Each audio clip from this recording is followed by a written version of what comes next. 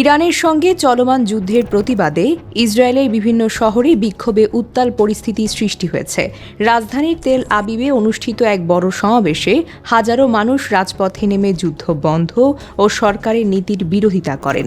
শুক্রবার supreme court তেল আবিবে সর্বোচ্চ 1000 এবং হাইফায় 150 জন পর্যন্ত জমায়েতের সীমা নির্ধারণ করে দিলেও বাস্তবে সেই সীমা অতিক্রম করে বিপুল সংখ্যক বিক্ষোভকারী অংশ নেন।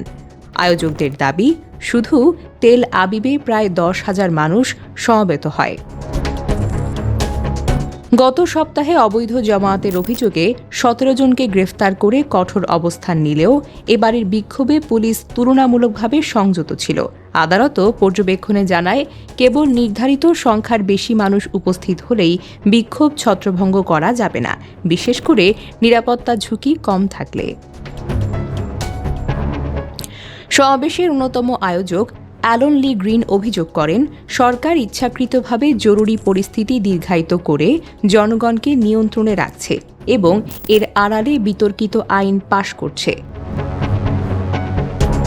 বিক্ষোভে অংশ নিয়ে হাদাস পার্টির প্রধান আয়মান ওদে বলেন, শান্তি প্রতিষ্ঠার জন্য ইহুদি ও আরব জনগোষ্ঠীর ঐক্য জরুরি। একই সঙ্গে তিনি বিরোধী দলগুলো সমালোচনা করে বলেন, তারা কার্যকর কোনো বিকল্প অবস্থান তুলে ধরতে পারেনি। শান্তি, স্বাধীনতা ও সামাজিক ন্যায় বিচার, এই স্লোগানে তেল আবিবের রাজপথ মুখর হয়ে ওঠে।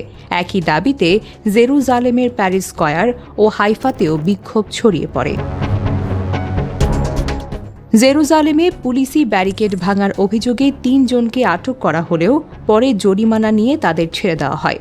উল্লেখ্য, যুক্তরাষ্ট্র ইরানের মধ্যে যুদ্ধবিরতি কার্যকর হলেও লেবানন সীমান্তে হিজবুল্লাহর সঙ্গে উত্তেজনা অব্যাহত থাকায় ইসরায়েলের কিছু অঞ্চলে এখনও কঠোর বিধিনিষেধ বহাল রয়েছে। ডেস্ক নিউজ, অগ্রযাত্রা প্রতিদিন।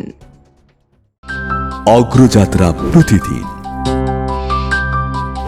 নির্ভীক প্রত্যয়ে উজ্জীবিত।